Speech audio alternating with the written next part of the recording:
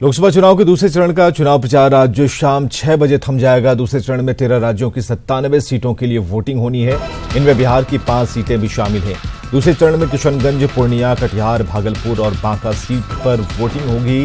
पूर्णिया, किशनगंज और कटिहार में महागठबंधन की तरफ से कांग्रेस के उम्मीदवार हैं, तो भागलपुर और बांका में आरजेडी के कैंडिडेट्स हैं। वहीं एनडीए की तरफ से सभी 5 सीटों पर जेडीयू ने उम्मीदवार उतारा है।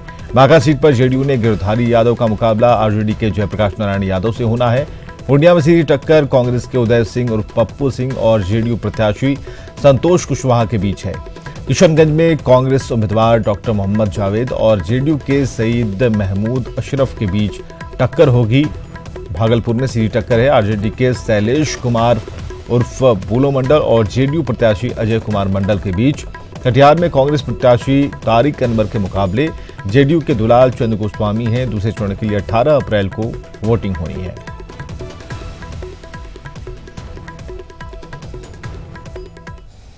तो दूसरे चरण के मतदान में जिन सीटों पर वोटिंग है उनमें से 4 पर अल्पसंख्यक वोटरों की खासी तादाद है। इनमें से किसी भी सीट पर बीजेपी उम्मीदवार नहीं है। सभी सीटें जेडीयू कोटे में आई हैं।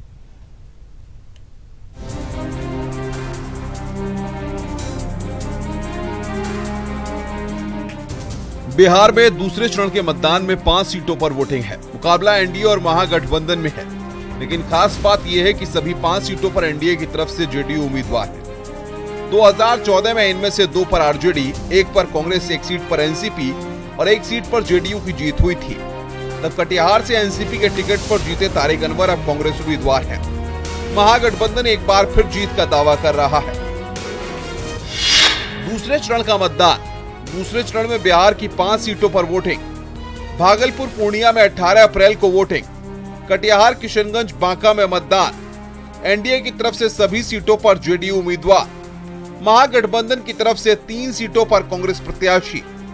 भागलपुर और बांका में आरजेडी के उम्मीदवार। जब मरता है दल के नेताओं का वापस नहीं आता। सीमांचल के इलाकों में यह बात इन लोगों के मन में अगर कोई पीड़ा है, राष्ट्रीय जनता दल महागठबंधन कोई जात की पार्टी नहीं है, हम सबके साथ रहने वाले लोग हैं। उस सीमांचल वाले एरिया में जहां पर आपने ये कोशिश की है कि चूंकि अल्पसंख्यक बहुल इलाका है, तो वहां भाई जेडीयू चुनाव लड़ रहे तो फायदा हो जाए। तो मतदाता बहुत प्रबुद्ध है। वहीं एनडीए का कहना है कि कांग्रेस की सरकार ने अल्पसंख्यकों से सिर्फ वोट लिया है। काम तो नीतीश कुमार और नरेंद्र मोदी ने किया है, इसलिए नतीजे कुछ और होंगे। पूरे सीमांचल के इलाके में एनडीए कैसे सीटें जीतेगी, चुनाव परिणाम 23 तारीख को बताएगा। और आरजेडी का तमाम मुस्लिम भाया दोहन, मुस्लिम तुष्टीकरण की नीति और उसका जो माई समीकरण के नाम पर जो प्रोपेगेंडा फैला रही है और मुस्लिम तुष्टीकरण कर रही है, इसकी हार होगी। तो ये परफॉर्मेंस बेस्ड ये चुनाव है, इसमें कोई किसी को बरगला नहीं सकता है। तो कुल मिलाकर के देखिए, काम बोलेगा। दावे और वादे जारी हैं। सभी दल वादे तो विकास के कर रहे हैं, लेकिन कोशिश जातीय समीकरण को साधने की हो रही है।